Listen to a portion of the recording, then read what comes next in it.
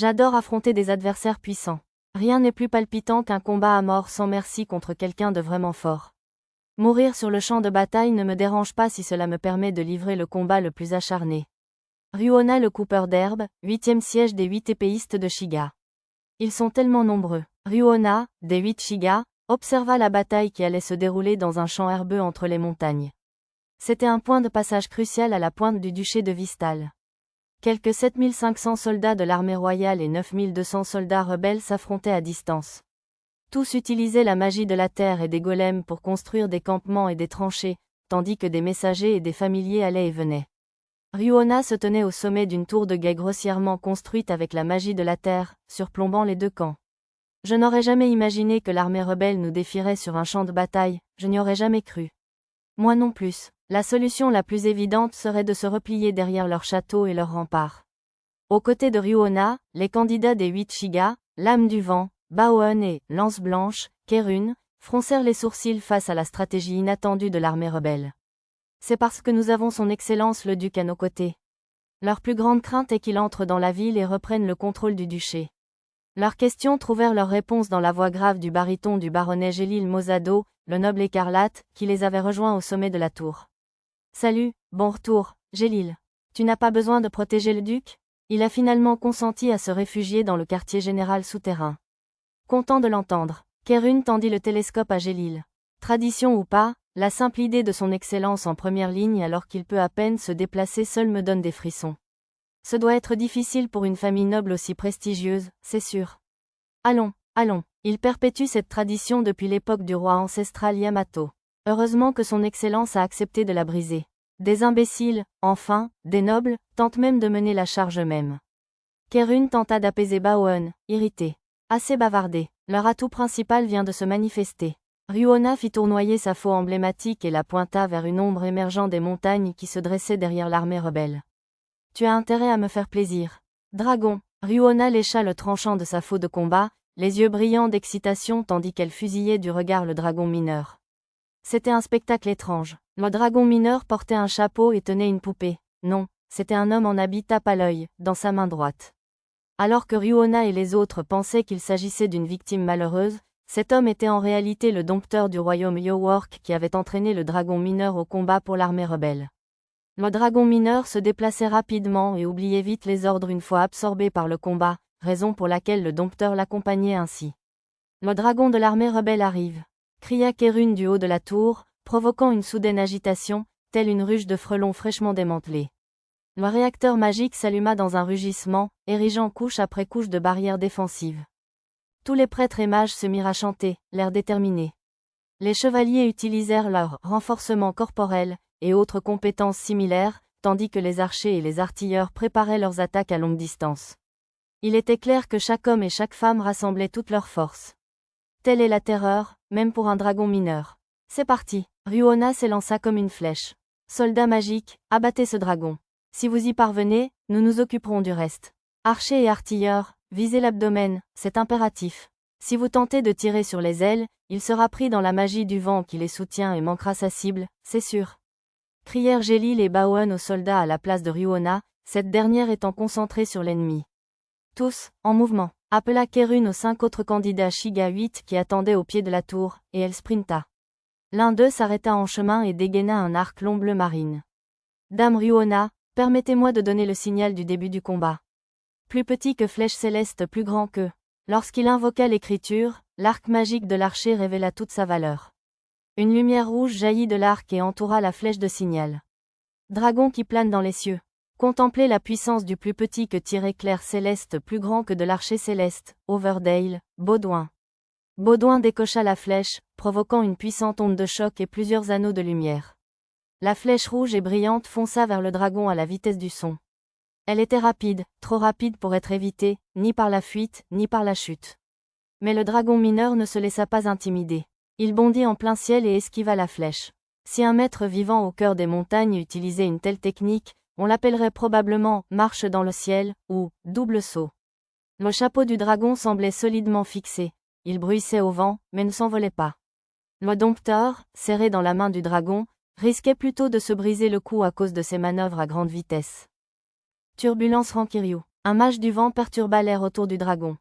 Marteau tombé au Chikizuchi. Immédiatement, plusieurs autres mages enchaînèrent avec une attaque combinée. C'était la stratégie de chasse aux wyverns par excellence, spécialité de l'armée du comté de Seiryu. C'est impossible. Un dragon excelle au combat, c'est sûr. Le dragon mineur esquiva facilement le combo qui aurait fait tomber n'importe quel wyvern. Il sentit la perturbation aérienne approcher et replia ses ailes pour plonger hors de la zone affectée, puis utilisa la même technique de saut aérien que précédemment pour esquiver les marteaux tombés. Au fait, qui est ce type en costume élégant? Celui que le dragon tient? Sans doute son déjeuner, non? Non, il était avec lui avant. Je soupçonne que c'est le dompteur de l'armée du royaume Yowork. L'hypothèse du candidat Shiga 8 était juste. Un dompteur? Je n'en ai jamais entendu parler, du moins pas moi. Il utilise probablement des vices de l'Empire des Fouines. Kerun proposa sa propre hypothèse à Baoen. Des vices? Sûrement pas, objecta Gélil. Il n'y a pas longtemps, un groupe a essayé de contrôler un mille-pattes à plusieurs ailes avec 7 de ces objets et a échoué. Vraiment? Bon, si 7 n'ont pas fonctionné, peut-être en ont-ils utilisé une trentaine? Kerun désigna le chapeau sur la tête du dragon. Il semblait spéculer sur la présence de vis en dessous. GYKOOOSZ. Le dragon mineur rugit en tournoyant haut dans les airs. Il brille. Il dresse une nouvelle barrière? Excellent. Ça veut dire qu'il nous reconnaît comme des adversaires dignes. HMPH, je ne qualifierais pas ça d'excellent. On serait bien mieux loti si notre ennemi baissait sa garde. Un manieur d'épée parmi les candidats Shiga 8 méprisa les paroles de Baoen. Quel type ennuyeux. Personnellement, je ne supporte pas qu'un adversaire me méprise si on doit se battre jusqu'à la mort, c'est impossible. Au moment où le manieur d'épée ouvrait la bouche pour répliquer, Ryuona laissa échapper un petit bruit, les yeux toujours fixés au ciel. Pas bon. Sur ce, Ryuona se mit à courir. Elle se dirigea droit vers le dragon, qui inspirait profondément en descendant rapidement. Bon sang, il va utiliser « souffle du dragon ». Nous sommes en danger, c'est sûr. Les candidats Shiga 8 se mirent à courir à leur tour. Cependant, ils se dispersèrent dans plusieurs directions. Gélil, Baoen, Kerun et la plupart des autres suivirent Ryuona en courant. L'archer Baudouin recula et prépara son arc, tandis que le manieur d'épée large et de double épée s'écarta pour esquiver l'attaque. Sire Baudouin, visez le dompteur. Bien, tandis que le dragon mineur était distrait, la flèche de Baudouin transperça le front du dompteur déjà inconscient. Le dragon arrive. Mettez le four magique à pleine puissance. Il l'est déjà. Eh bien, augmentez le volume. Peu importe qu'il se brise. Versez tout dans cette barrière. Craignant l'attaque mortelle du dragon, le quartier général de l'armée royale augmenta la puissance de sa barrière au maximum. Mais même un dispositif magique dédié sur place ne pouvait protéger l'ensemble du campement. Courez, dispersez-vous, tout le monde. Ou vous serez engloutis par le souffle du dragon. Les commandants des deux flancs déplaçaient leurs troupes avec frénésie. Malheureusement, même les soldats les plus rapides étaient encore bien trop lents. Avant qu'ils puissent s'échapper, le dragon était sur eux, sa mâchoire se remplissant de flammes écarlates. Nous sommes fichus. Les soldats continuèrent de courir jusqu'au bout, conscients qu'ils n'y arriveraient jamais. Au-dessus d'eux, une chaleur impitoyable se répandait. HYKAAAA. Guillotine mortelle inversée. Ryuona la coupeuse d'herbe, courant dans les airs en skywalking, frappa la mâchoire du dragon avec sa faux de combat. GYKAOZZZ. Les flammes s'échappèrent des mâchoires du dragon dans un cri strident, brûlant le ciel au-dessus du champ de bataille. Si les conséquences mirent le feu aux cheveux et aux vêtements de quelques personnes, ils réussirent à éteindre les flammes en se roulant au sol, et personne ne fut blessé. TCH, pas assez. Guillotine mortelle, triple attaque. Le puissant coup de Ryuona se rapprocha du dragon comme une tempête, utilisant pleinement le poids et la force centrifuge de la faux de combat. 1. La faux balaya latéralement le cou du dragon. Ce dernier para avec ses griffes, projetant des étincelles rouges et blanches. 2. Alors que la faux de combat était projetée en l'air, Ryuona profita de l'élan pour faire tournoyer son corps, la balançant cette fois d'en haut. Cette fois, le dragon esquiva le coup avec son long cou. Alors que Ryuona la dépassait, les crocs du dragon mineur se refermèrent sur son dos sans défense. 3. Juste avant qu'il ne puisse refermer ses mâchoires sur elle, la faux de Ryuona s'éleva. La lame heurta les crocs du dragon, projetant encore plus d'étincelles. On dit que les crocs d'un dragon peuvent tout transpercer, mais visiblement, ils ne pouvaient produire assez de puissance lors d'un affrontement frontal. La lutte ne dura qu'un instant avant que le recul ne projette Ryuona en arrière. Devant ses yeux, elle vit le dos du dragon se tordre dans les airs. Attention, le dragon fendit les airs, sa queue pointée droit sur Ryuona. TCH. Elle utilisa la faux comme bouclier pour bloquer l'attaque, mais ne put supporter tout son poids en plein vol, sa course céleste étant épuisée. Elle s'écrasa instantanément au sol, creusant un profond fossé dans la terre. Mais elle est avec les 8 Shiga. Même eux ne peuvent pas tenir tête à un dragon. L'espoir qui avait germé dans le cœur des soldats de l'armée royale se transforma en désespoir à la vue de la défaite d'un membre des épéistes des 8 Shiga. Kiryu Shushitsu de l'air perdu. Marteau ouragan tombé au Chijuu sans Uchi. 2 voix retentirent, et le dragon triomphant s'abattit soudainement. Il maintint néanmoins une hauteur inaccessible aux lances. Appelé le tonnerre Rakurai. Explosion Kakubakuryu. 2 autres voix résonnèrent sur le champ de bataille. Un éclair frappa le dragon, suivi d'une explosion d'air froid, abattant finalement le dragon mineur. Les 33 bâtons Shiga, quelle magie incroyable. Ne restez pas plantés là. C'est l'occasion de contre-attaquer. Bien. Au cri de Gélil, les 8 candidats Shiga s'élancèrent vaillamment. Lame du vent, Baoen guida le dragon avec adresse grâce à son katana magique déconcertant, tandis que, lance blanche, Kerun frappait son autre flanc là où il baissait sa garde. Les autres candidats trouvèrent chacun une ouverture pour encercler le dragon mineur. Attention aussi à sa queue et à ses ailes, pas seulement à ses griffes et à ses crocs. Le noble écarlate Gélil, chef aguerri du groupe d'explorateurs du rugissement du dragon rouge, commandait les autres candidats. Lui aussi, injecta de la puissance magique dans son épée magique croc d'arbre glace et attaqua le dragon mineur dans un tourbillon de brouillard glacial. Des défenses si solides, même la magie supérieure des 33 bâtons ne l'égratigna pas. Ne faiblit pas, sa barrière est bien usée. Gronda Gélil à un camarade qui semblait hésiter. Dragon mineur, niveau 55, avec des compétences comme combat rapproché et magie du vent. Un utilisateur de la compétence analyse relaya l'information à Gélil. Attaque de lance hélicoïdale. Danse de la lame du vent. Kerun et Baoen déclenchèrent leurs attaques spéciales simultanément, mais le dragon parvint à les esquiver avec une agilité qui semblait démentie par sa taille imposante. Puis il lança un rocher qu'il semblait avoir ramassé en esquivant. Alors qu'ils étaient encore déséquilibrés par leurs attaques, leurs camarades les écartèrent de la trajectoire du rocher d'un coup de pied ou d'un tacle pour les mettre en sécurité. Ouf, merci, mais j'aimerais que tu sois un peu plus doux la prochaine fois, c'est vrai. Ne sois pas négligent avec tes attaques spéciales. Le dragon essaie de nous épuiser. Gélil lança un avertissement tandis que les guerriers se relevaient. Je ne sais pas si ça nous épuise. C'est une plaisanterie, en fait.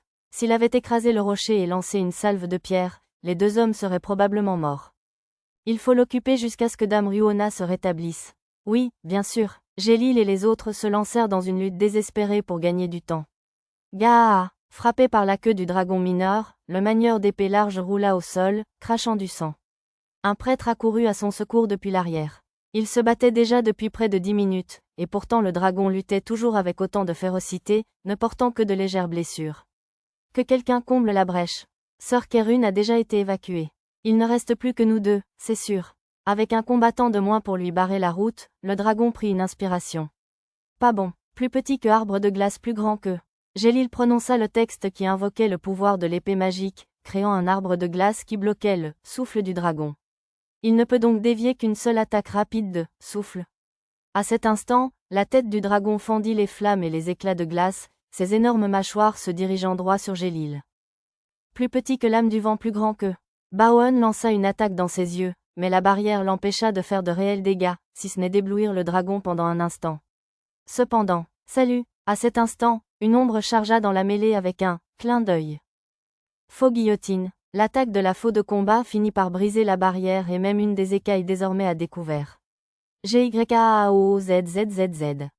Le rugissement du dragon fit trembler les arbres. Une entaille lui parcourait le visage. Dame Ryuona, désolée pour l'attente, la silhouette souriante de Baoen disparut soudain.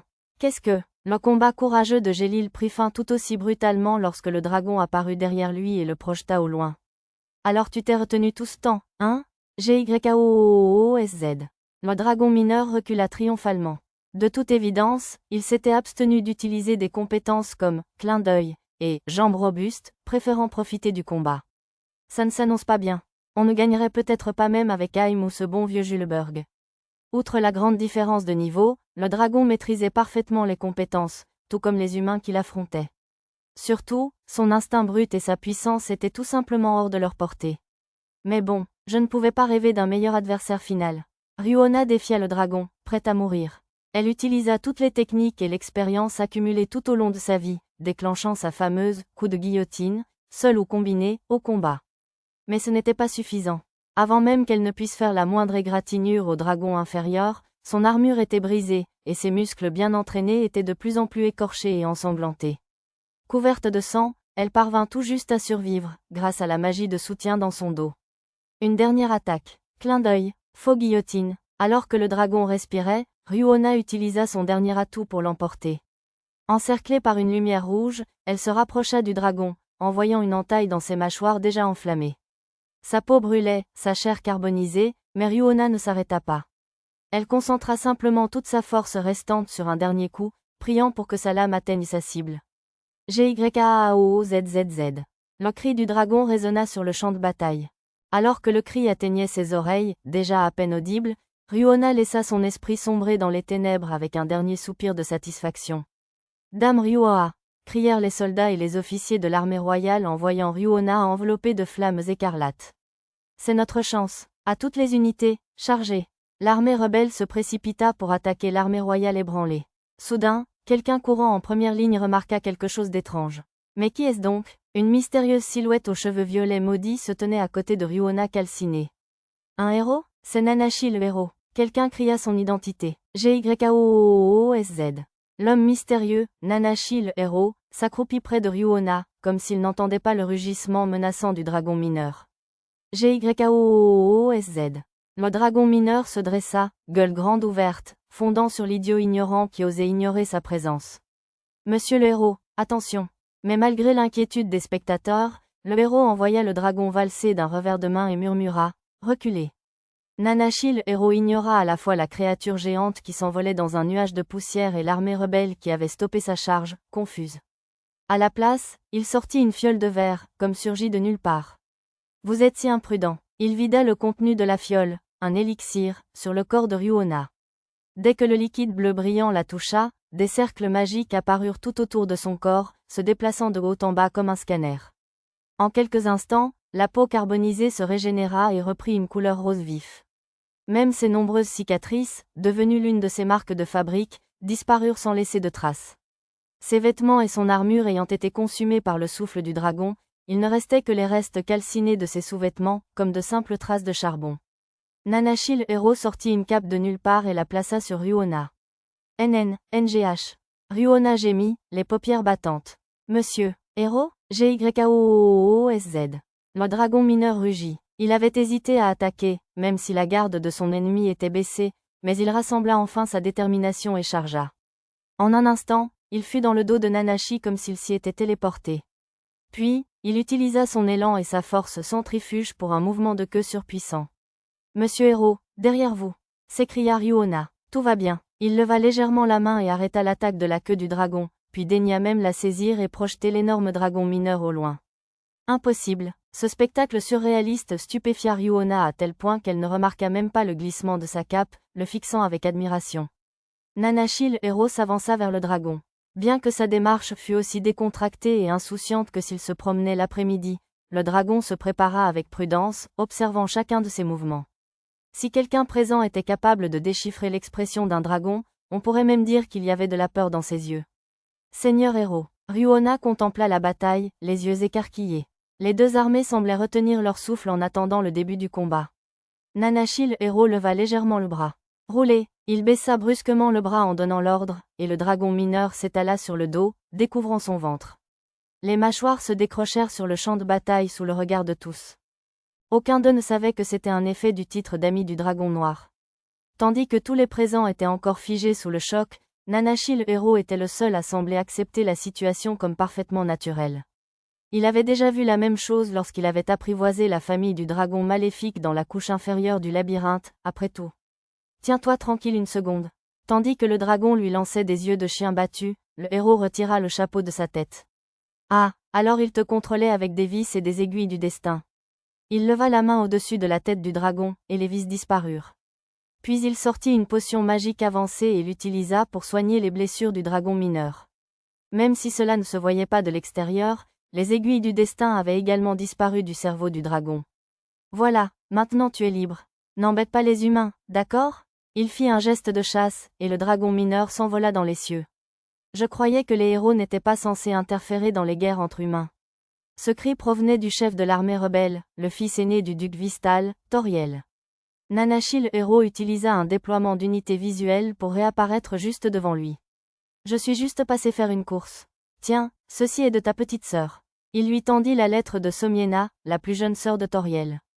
Je ne sais pas pourquoi tu as essayé de tuer ton père, mais si tu continues à prendre des raccourcis, tu ne feras que rendre triste ceux qui comptent pour toi. Sur ce simple conseil, Nanashi le héros disparut. Il réapparut au milieu de l'armée Yowork. Que veux-tu, héros du royaume de Shiga? Tu vas nous affronter tout seul? Le commandant de l'armée du royaume de Yowork lui hurla dessus en langue Shigan. Non, ce serait trop compliqué. Et puis, Nanashi le héros fit un geste de la main, et un groupe de chevaliers vêtus d'armures dorées et brillantes apparut autour de lui. Je ne suis pas seul. Au signal du héros, les chevaliers à l'armure dorée commencèrent à repousser les soldats du royaume de Yowork, les uns après les autres. Des enfants? Non. Des nains et des lutins? J'arrive pas à croire que vous ayez des fées à votre service. Noho, le chevalier à l'armure dorée et à la cape rose, Tama, apparut derrière le commandant et le terrassa d'un jet brise d'eau. Garage, plus petit que ouvrait plus grand que. Un carré noir sembla s'ouvrir devant le chevalier aux cheveux lilas et à la cape rouge, Arisa. Allez, tout le monde. Allons-y. Oui, monsieur. Le chevalier à l'armure dorée et à la cape jaune, Pochi, attrapa quelques soldats esclaves à proximité et les lança dans l'espace noir.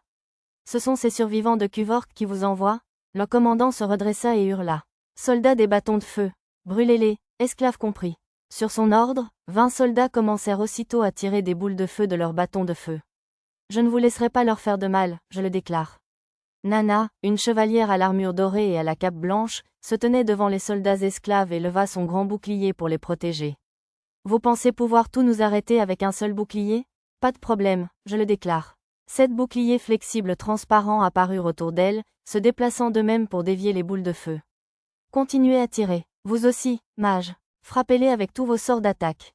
Tandis que le commandant hurlait ses ordres, les utilisateurs de bâtons de feu continuèrent de tirer jusqu'à épuisement de leur magie, tandis que les mages accumulaient des sorts comme boule de feu, tempête de lames, lancer de pierres, etc. Cela semblait beaucoup trop d'attaques pour abattre une seule personne, et pourtant. Impossible, une multitude de barrières supplémentaires apparurent devant Nana, la protégeant, elle et les esclaves abrités derrière elle, du redoutable assaut des sorts.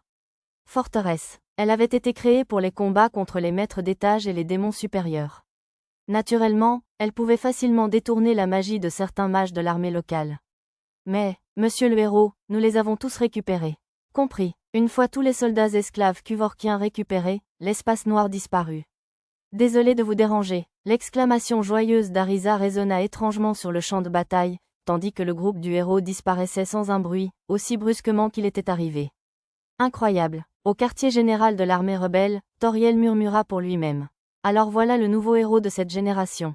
Il a dompté un puissant dragon sans le combattre, s'est arrêté au milieu d'une armée de 10 000 hommes comme s'il se promenait dans un champ désert, et a atteint ses objectifs sans une seule vie perdue.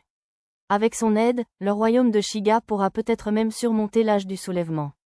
Seigneur Toriel, l'appela un assistant, et il se souvint qu'il ne pouvait plus faire marche arrière. Oui, je sais, nous ne pouvons pas changer de cap maintenant, surtout par respect pour ceux que nous avons perdus en chemin. Il ne reste plus qu'à régler les choses avec mon père une fois pour toutes. Toriel donna l'ordre de reprendre le combat, puis retourna à la tente désormais vide. Pour le bien de notre peuple, cela ne peut plus durer. Toriel saisit la poignée de sa dague, ornée du sceau de sa famille. Ce faisant, il vit une lettre tomber au sol. Somiena. Toriel parcourut la lettre de sa petite sœur. Peut-être que je me suis trompé. En lisant la lettre qui le suppliait de vivre, les yeux de Toriel se remplirent de larmes. Le soir, la rébellion prit fin et Toriel fut capturé par Gélil, candidat du 8 Shiga, et conduit devant le duc Vistal. Leurs paroles ne sont consignées dans aucune histoire connue.